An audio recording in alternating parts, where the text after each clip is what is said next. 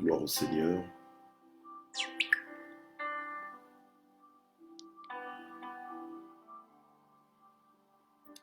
Gloire au Seigneur et bonsoir.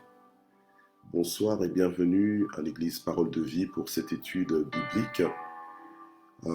L'étude biblique concernant la compréhension du ministère de l'apôtre. Donc après avoir vu comprendre le ministère du prophète, nous sommes en train de faire une vue générale sur comprendre le ministère de l'apôtre. Donc là, c'est la deuxième session sur comprendre le ministère de l'apôtre. Et aujourd'hui, spécialement, nous allons voir les signes de l'apostolat ou les preuves de l'apostolat ou encore les caractéristiques de l'apôtre. Donc, je vous salue tous dans le nom de Jésus. Gloire à Dieu, je vous accueille dans le nom de Jésus. Merci Seigneur. Voilà, donc connectez-vous et on va faire l'œuvre d'un évangéliste. Donc on va partager ce moment, on va partager cette plateforme. Gloire à Dieu. Nous allons partager la plateforme. Gloire à Dieu, à tous ceux qui, à nos amis, à nos contacts. Gloire à Dieu. Donc, je suis en train de chercher là. Un instant.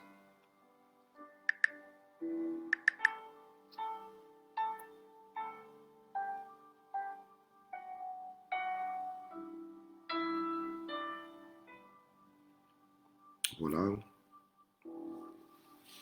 Ok. Voilà, bonsoir à tous. Bonsoir Kevin, Noiset. Bonsoir mon épouse, Miss Univers. Voilà, bonsoir à tous. Que Dieu vous bénisse. Donc nous allons prier et nous allons commencer cette étude biblique ensemble. Gloire à Dieu. Éternel notre Dieu, nous voulons te remercier pour ce temps d'étude biblique. Et nous prions vraiment, Seigneur, pour que tu puisses encore nous instruire, que tu puisses nous apprendre encore des choses nouvelles, que tu puisses nous éclairer par cet enseignement, par cette étude, dans le nom puissant de Jésus. Amen. Voilà, gloire à Dieu. Alors, on va lire ce soir, on va lire donc 2 Corinthiens, chapitre 12, au verset 12.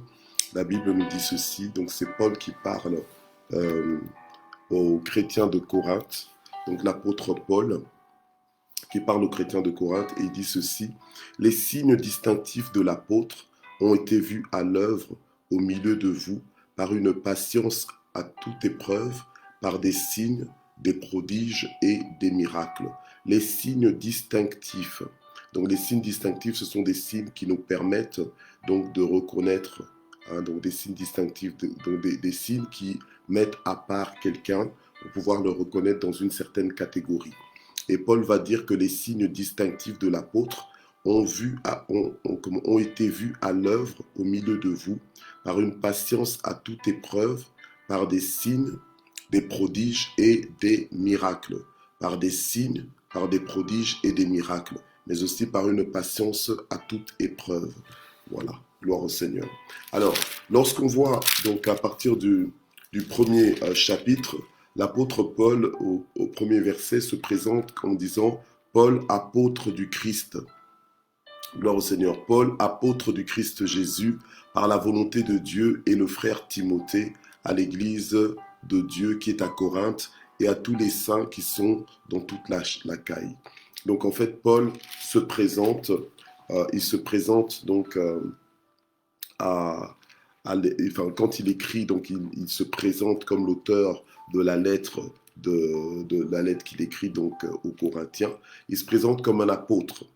Et dans le verset 12 du chapitre 12 de 2 Corinthiens, il dit donc que voilà, les signes distinctifs de l'apôtre ont été vus à l'œuvre au milieu de vous par une patience à toute épreuve, par des signes, des prodiges et des miracles. Alors le premier signe distinctif de l'apôtre, un des premiers signes distinctifs de l'apôtre, on va dire ça, donc l'apôtre a la grâce divine d'endurer patiemment et de persévérer pour construire. Donc l'apôtre a cette grâce particulière, une grâce divine. Donc c'est-à-dire que c'est une grâce, c'est une capacité que Dieu donne à l'apôtre pour pouvoir endurer patiemment. Donc pour être patient, pour pouvoir attendre le résultat et les fruits aussi de son travail.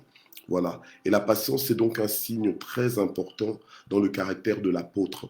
L'apôtre Paul, il en parle à plusieurs reprises dans ses écrits, dans ses lettres. Il parle souvent de la patience. Donc cette patience, ça, c'est la capacité à endurer, la capacité à supporter les épreuves, la capacité à supporter les tribulations, même pendant une longue période. Amen. La patience, c'est cette capacité à rester encouragé et à ne pas perdre sa paix, même quand on est sous pression. Et ça, c'est une grâce qui est donnée à un apôtre. En général, les apôtres ont cette caractéristique-là. Donc, c'est un des signes distinctifs de l'apôtre, c'est la patience. Donc, l'apôtre a cette patience, il s'est enduré. Amen. Et c'est cette capacité à rester encouragé, cette capacité à ne pas perdre sa paix, même quand on est sous pression. C'est une capacité qui est donnée à l'apôtre pour pouvoir manifester une joie permanente malgré tout. Donc, malgré ce qui peut se passer dans la vie ou dans l'environnement, dans le ministère de l'apôtre, l'apôtre a cette capacité de surmonter ces choses avec sourire, avec joie, avec espérance, sans craquer. Donc c'est ce qui le rend capable, c'est ce qui rend capable un apôtre de construire, malgré la durée, malgré le temps qu'il faut pour construire, malgré la durée requise. C'est la patience apostolique, parce qu'on est dans le thème donc, de comprendre le ministère de l'apôtre. On est en train de voir aujourd'hui les signes distinctifs de l'apôtre, les preuves de l'apostolat. Amen, c'est ce que nous sommes en train de voir. Alors, le premier point, c'est la grâce divine d'endurer patiemment les épreuves, de persévérer pour construire. L'apôtre est doté de cette grâce divine. Amen. Donc, il a cette capacité de construire malgré le temps que ça peut prendre et sans se sentir pour autant découragé ou désespéré, sans relâcher en fait. Voilà. Gloire au Seigneur. Alors, on va lire Romains 5, versets 3 et 4, puisqu'on est en étude biblique. Alléluia. Et on veut comprendre justement le ministère de l'apôtre. On a commencé ça la session précédente, donc la vidéo elle est toujours à disposition. Donc dans le feuillet vidéo de notre page. Amen. Donc vous pouvez toujours retrouver ça là. Alors on va maintenant dans Romains 5, versets 3 et 4. Romains 5, versets 3 et 4. Gloire au Seigneur. Voilà. Donc, que dit la Bible? Donc, ok. Là, verset 3 et 4. Donc, bien plus, nous nous glorifions même dans les tribulations, sachant que la tribulation produit la persévérance, et la persévérance, une fidélité éprouvée, et la fidélité éprouvée, l'espérance. Alléluia. Gloire au Seigneur. Donc, vous voyez que le mental de l'apôtre, c'est un mental d'endurant, d'une personne qui peut endurer, qui peut supporter des inconvénients, qui peut supporter des douleurs, qui peut supporter les contrariétés ou bien les difficultés de parcours d'une façon extraordinaire. Parce que c'est Dieu qui lui donne cette grâce afin de pouvoir accomplir l'œuvre que Dieu l'appelle à accomplir. Donc l'apôtre, en fait, ne va pas chercher les raccourcis ou bien les méthodes faciles quand il est en train de gérer l'inattendu et tous les inconvénients que peuvent apporter parfois des surprises ou bien des choses inattendues. Amen. Les prophètes peuvent voir des choses dans le futur, mais par contre, les prophètes n'ont pas forcément la patience pour les construire. Tandis que l'apôtre est doté de cette patience, une patience surnaturelle. C'est une grâce, en fait, dans sa vie. C'est un des équipements que Dieu met dans sa vie pour pouvoir accomplir la tâche à laquelle Dieu l'appelle. Voilà. Donc l'apôtre, malgré la persécution, malgré les inconvénients, l'apôtre a la grâce de construire jusqu'au bout. Donc c'est quelqu'un qui commence et qui achève. Alléluia, c'est quelqu'un de déterminé. Donc il peut supporter l'insupportable sans se sentir pour autant achevé, sans se sentir pour autant découragé, sans se sentir pour autant démotivé. Donc c'est vraiment quelqu'un qui le fait et c'est pas parce que c'est un homme, c'est juste un homme qui est né autrement avec d'autres capacités, non. Mais c'est parce que c'est une grâce que Dieu lui accorde. Ça fait partie de son ministère d'apôtre. Alléluia. Cette grâce de la patience, de la persévérance, elle vient avec. Donc, l'apôtre va établir sur la terre les plans divins. Il va former des leaders. Il va conquérir des villes. Alléluia. Gloire au Seigneur. Alors, euh, une autre chose, un autre aspect dans la vie, on a parlé de la patience, mais je vais parler aussi un petit peu plus de la persévérance. La deuxième caractéristique, ou bien un autre signe distinctif de l'apôtre, entre autres, c'est la persévérance. L'apôtre a une persévérance apostolique. Quand l'apôtre voit quelque chose, c'est un peu comme un pitbull, un pitbull qui ne démord pas de sa proie jusqu'à ce que quelque chose se passe. Donc, c'est-à-dire que c'est quelqu'un qui a une certaine ténacité. Une certaine ténacité. Alléluia. C'est la grâce que l'apôtre a reçue de pouvoir mener un projet, une vision jusqu'à sa réalisation. Donc il y a une telle ténacité. Donc l'apôtre voit le futur et persévère jusqu'à ce que ce futur se manifeste et se concrétise et se réalise. Donc même si l'apôtre n'y aboutit pas lui-même de son vivant, mais il forme le peuple qu'il conduit, il forme les autres à achever l'œuvre dans le futur. Donc l'apôtre, c'est un visionnaire, mais un visionnaire persévérant. Gloire au Seigneur. Alors, Dieu lui a donné la persévérance pour commencer et pour achever tout ce qu'il lui demande d'accomplir. Et Dieu lui donne aussi la provision et la puissance qui va avec pour accomplir l'œuvre de Dieu. Donc, ce sont des personnes qui ont reçu des visions de la part de Dieu, des plans de la part de Dieu. Ils ont à cœur des choses à faire, à accomplir, à établir sur la terre, alléluia, de la part de Dieu. Et Dieu leur donne la provision pour accomplir cela, mais Dieu leur donne aussi la puissance pour accomplir cela, une provision surnaturelle, une puissance surnaturelle. Alors on peut lire dans Acte 2, verset 42, on nous dit que le peuple de Dieu persévérait, mais persévérait dans quoi? Alléluia. Acte 2, 42. Il persévérait dans l'enseignement des apôtres. Il persévérait dans l'enseignement des apôtres. Alléluia. Et cet enseignement des apôtres, c'est un enseignement révolutionnaire qui vient vraiment établir le royaume de Dieu dans la vie des gens, dans la vie des nations. Alléluia. Pour complètement révolutionner les nations. Amen. Et ça, c'est un travail c'est pas un travail d'un one shot, donc en une fois, en un coup comme ça. Mais c'est un travail qui demande de la persévérance, une persévérance apostolique. Et donc c'est comme ça que les apôtres vont aider le peuple de Dieu à persévérer. Parce que des fois, on peut commencer, mais on ne poursuit pas, ou on ne termine pas. Mais l'apôtre va être là pour soutenir le peuple, aider le peuple vraiment à se maintenir dans la parole de Dieu, à persévérer dans la parole de Dieu, parce que pour arriver à l'aboutissement de la vision, à l'accomplissement de la vision que Dieu leur a donnée. Voilà.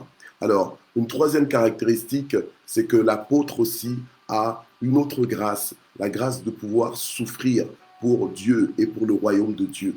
Donc l'apôtre est doté de cette grâce. Vous voyez, tout le monde n'est pas forcément appelé à exercer ce genre de ministère parce que le ministère apostolique va demander aussi une résistance face à la souffrance. Voilà. Et ça, ce n'est pas une résistance humaine, mais c'est par la grâce de Dieu que tu obtiens cela. Et l'apôtre a cette grâce de pouvoir souffrir pour Dieu et pour le royaume de Dieu. Pourquoi? Parce que le ministère de l'apôtre, c'est un ministère qui fraye le chemin pour l'évangile. Donc l'apôtre est souvent celui qui est en ligne de front pour aller justement conquérir des territoires et établir le royaume de Dieu là où le royaume de Dieu n'est pas encore forcément établi. Ou alors carrément aller là où le royaume de Dieu est déjà établi, mais pour les emmener à un niveau supérieur de développement, un niveau supérieur de maturité en Christ. Alléluia. Gloire au Seigneur. Donc l'apôtre, il ferait le chemin pour les autres.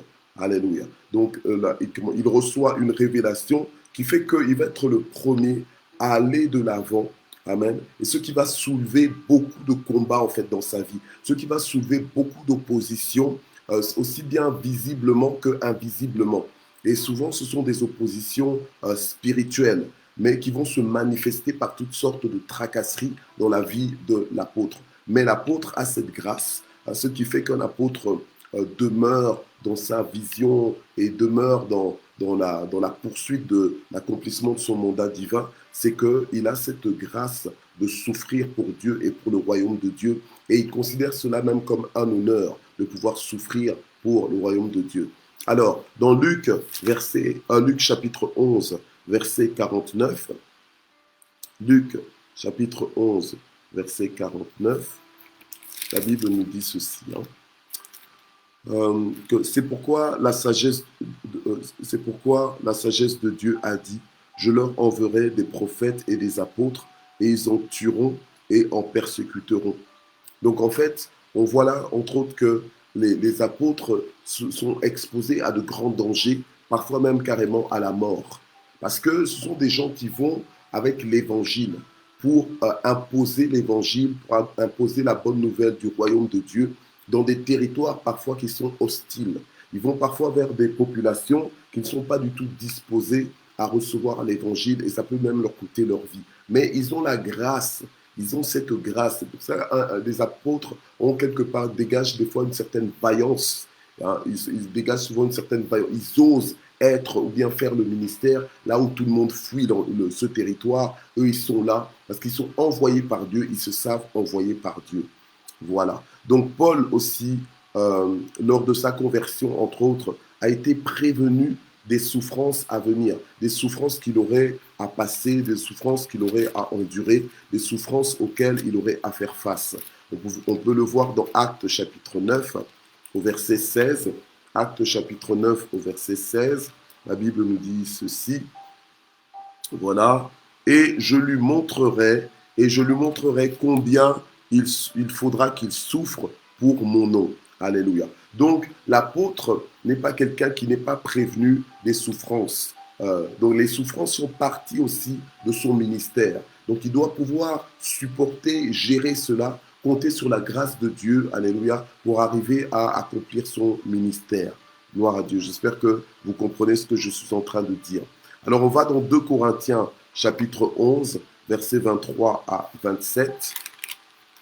2 Corinthiens, chapitre 11, versets 23-27. Alors, vous voyez que des fois, nous pensons que juste appeler quelqu'un comme ça, apôtre, c'est peut-être, vous pensez que c'est un titre de gloire ou bien un titre d'honneur, mais en réalité, non, c'est vraiment une fonction dans le royaume de Dieu. C'est vraiment un ministère à part dans le royaume de Dieu, qui a tout autant sa valeur parmi les 4 autres ministères qu'on voit dans Éphésiens 4, verset 11, que Dieu a donné à son Église, les uns comme prophètes, les autres comme apôtres, les autres comme docteurs, les autres comme pasteurs, et d'autres comme évangélistes.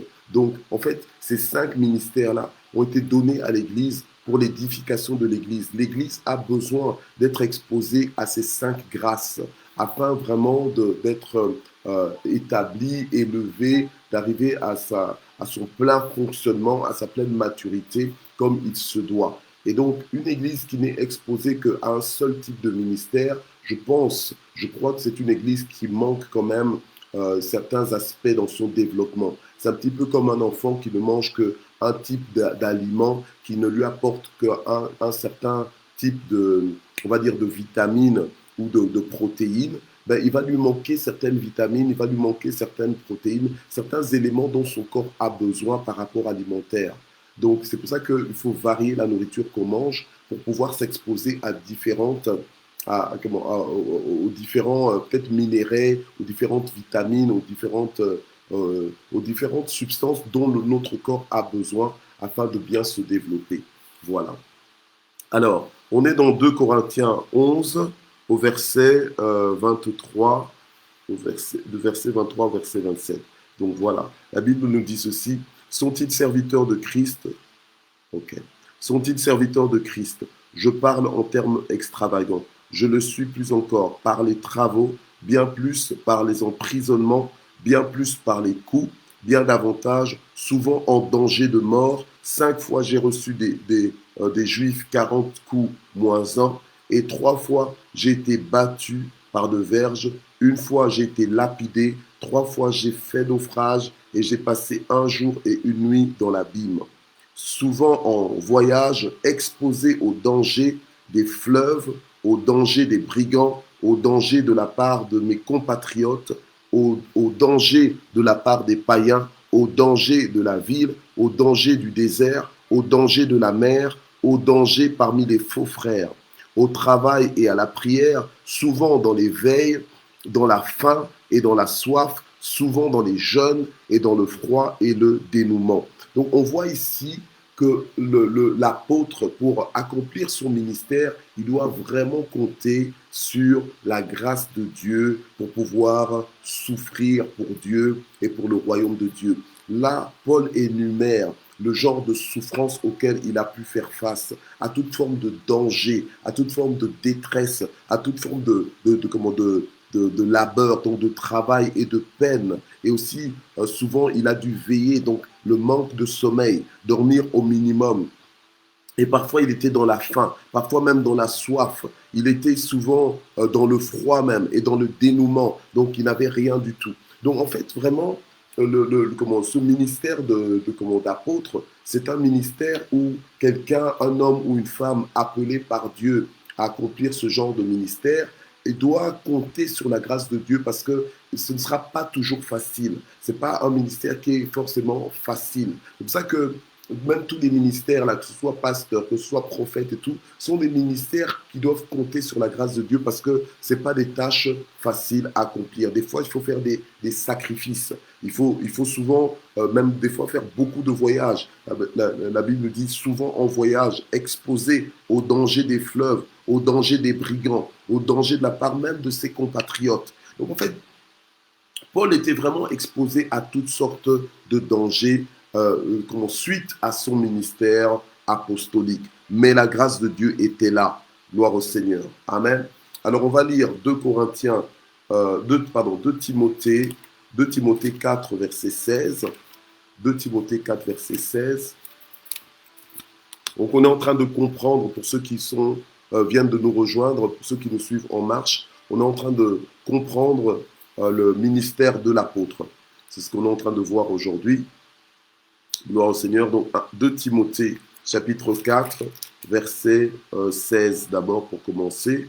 Donc la Bible nous dit, dans ma première défense, personne ne m'a assisté, mais tous m'ont abandonné et qu'il ne leur en soit pas tenu compte. Vous voyez que même Paul, en tant qu'apôtre, il a connu l'abandon.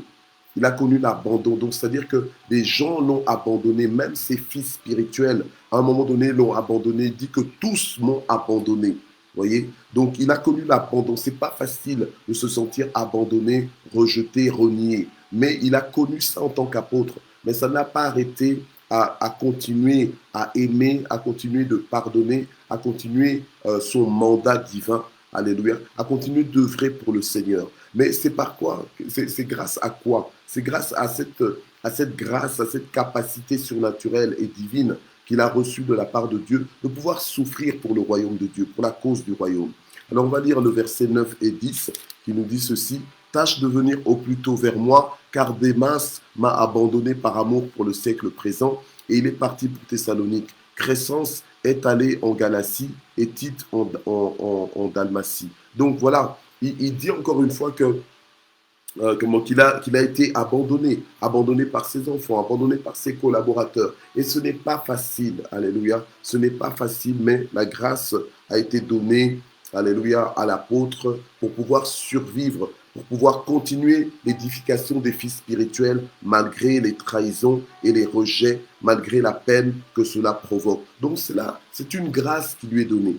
Et cette grâce, elle est donnée entre autres pourquoi? Mais pour consoler les autres et aussi pour permettre à la vie de Christ de se manifester au travers de l'apôtre. Donc, premièrement, donc la grâce, elle est donnée pour consoler les autres. C'est comme ça que Paul pouvait dire dans 2 Corinthiens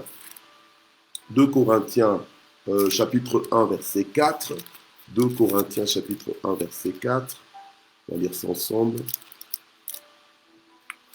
Mhm. Voilà.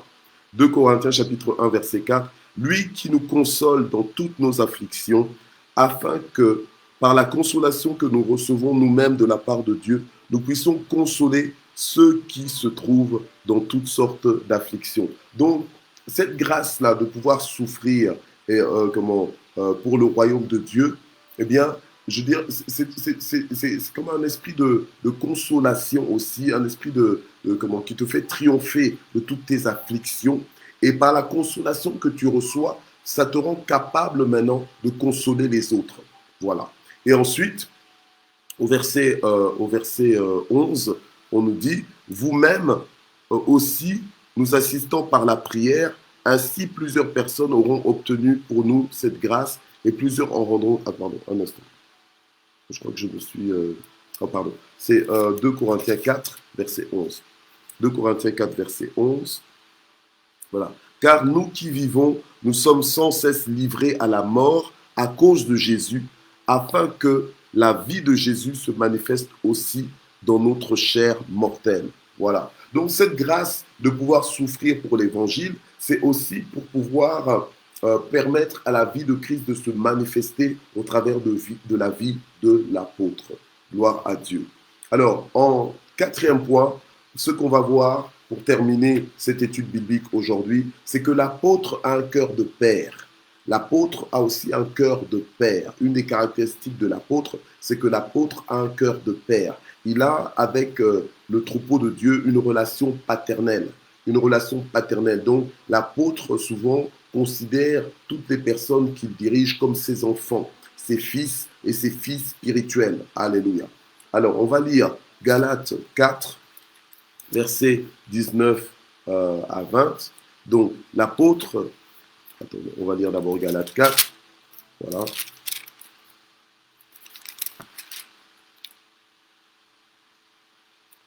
Voilà.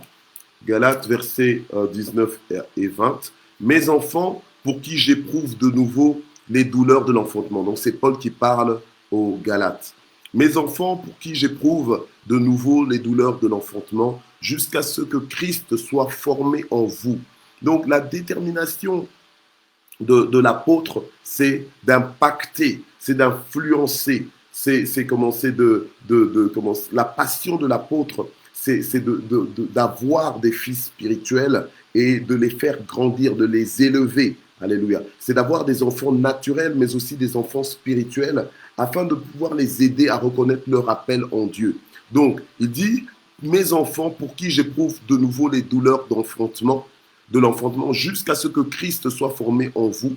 Je voudrais être maintenant présent parmi vous et changer de langage, car je suis en embarras à votre sujet.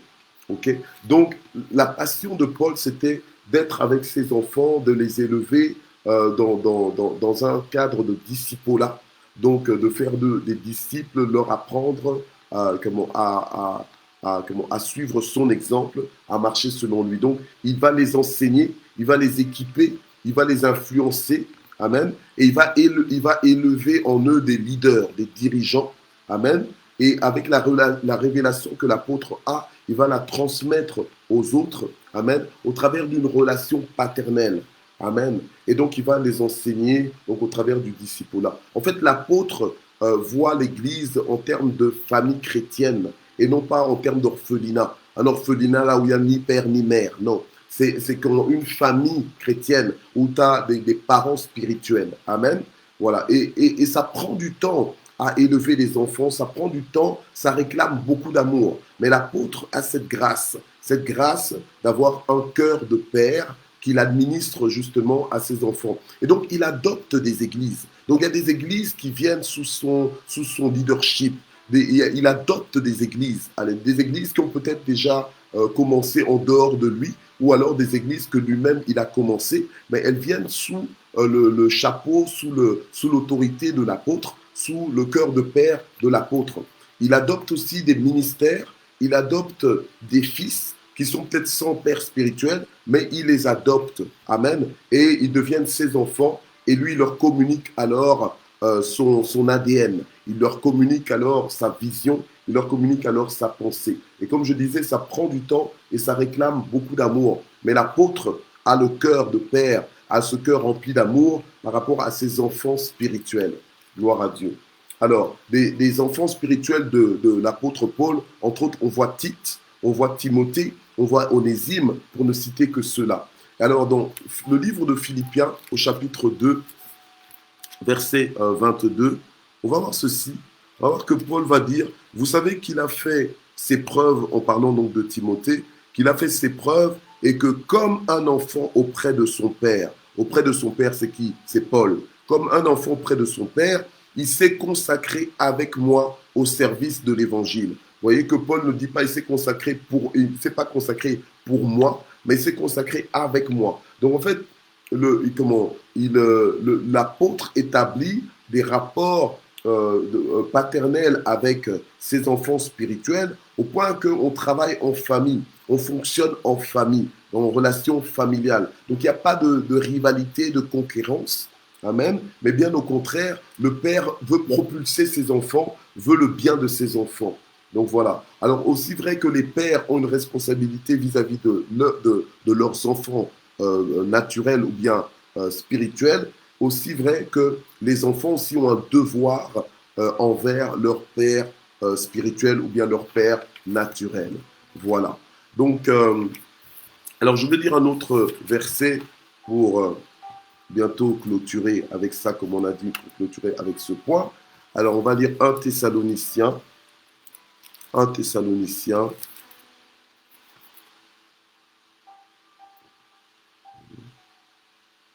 Voilà.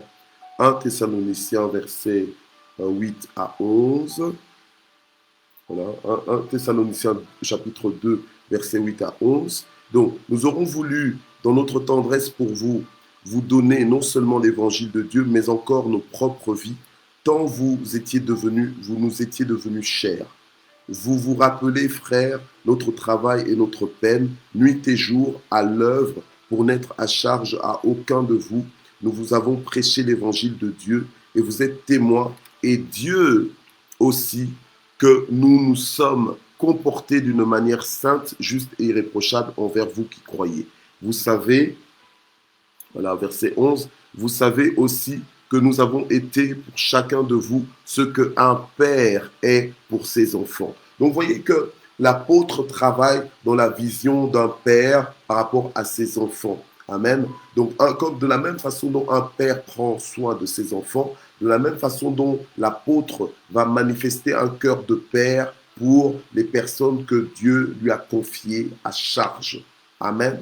Voilà. Donc là, ça nous permet un petit peu de comprendre sur les 4 points que nous venons de voir aujourd'hui, que comment est l'apôtre, quels sont les signes distinctifs de l'apôtre, quelques caractéristiques de l'apôtre. Il y en a plusieurs, il y a plus que cela, mais une des caractéristiques, entre autres, d'un apôtre, c'est ça. C'est que tu vas voir, premièrement, la grâce divine opérer en lui pour pouvoir être patient, endurer patiemment toutes les épreuves et les difficultés de parcours. Tu vas voir la persévérance apostolique se manifester dans sa vie. Tu vas voir aussi que l'apôtre a la grâce de souffrir pour Dieu et pour le royaume, et il souffre avec joie, il souffre avec persévérance. Alléluia. Il souffre avec détermination, sans être découragé, sans se sentir achevé, épuisé. Et l'apôtre, enfin, a un cœur de père. Et tout ça, ce sont des aspects précieux dans la vie d'un apôtre afin de bien accomplir son ministère au milieu de nous. C'est comme ça que nous pouvons, entre autres, reconnaître des apôtres autour de nous. Amen. Gloire au Seigneur. Alors, nous allons prier pour clôturer cette étude biblique. La fois prochaine, nous allons certainement continuer toujours dans la compréhension du ministère de l'apôtre. Ce sera la dernière session par rapport à ce survol du ministère de l'apôtre. Amen. Mais nous allons encore en parler un petit peu, surtout que ce sont des ministères qui ne sont pas toujours compris ni acceptés au jour d'aujourd'hui dans les églises. Donc c'est important qu'on en parle pour que l'on puisse se familiariser à cela et pour que l'on puisse aussi bénéficier des récompenses ou bien de cette grâce en fait, des récompenses qui s'attachent à cette grâce quand elle est reconnue et quand elle est acceptée, quand elle est accueillie au milieu du peuple de Dieu. Parce que ce sont des dons que le Seigneur a fait à l'Église. Donc, ce n'est pas des ministères qu'il faut négliger, qu'il faut éteindre, ou bien qu'il faut freiner. Mais bien au contraire, ce sont des ministères qu'il faut valoriser, qu'il faut accueillir et auxquels nous devons chercher à nous exposer afin de grandir dans une dimension apostolique. Amen. Gloire à Dieu. Alors nous allons prier. Éternel notre Dieu, nous voulons te remercier pour cette étude biblique de ce soir, de ce mercredi 14 octobre. Et nous prions vraiment pour que tu bénisses toutes les personnes qui ont pu nous suivre en direct et les personnes qui nous suivront aussi en rediffusion. Quel que soit le moment, je prie pour que cette étude biblique puisse édifier quelqu'un, puisse éclairer quelqu'un dans le nom puissant de Jésus. Alors je voudrais souhaiter un joyeux anniversaire à notre sœur Élie Mbatso. Ce matin, j'ai complètement perdu de vue de pouvoir te le souhaiter. Je l'ai fait en commentaire, mais là que je te vois, vraiment un joyeux anniversaire. Merci d'exister. Que Dieu te bénisse, que Dieu te localise, que Dieu bénisse aussi ton foyer, amen, ton couple et comment tes enfants. Vraiment que le Seigneur bénisse ta maison dans le nom puissant de Jésus, que tu ne manques de rien, que tu puisses dire un jour, comme le psalmiste, j'étais jeune, j'ai vieilli, mais jamais je n'ai vu le juste abandonné. Voilà, que Dieu vous bénisse tous. Je vous vois connectés. Que Dieu vous bénisse. Je ne peux pas tous vous saluer, mais que Dieu vous bénisse. Je ne peux pas tous vous saluer individuellement, mais que Dieu vous bénisse. Alors, donc, rendez-vous mercredi prochain pour la suite donc, de cette étude sur comprendre le ministère de l'apôtre. Merci d'avoir suivi. Que Dieu vous bénisse. Bye bye.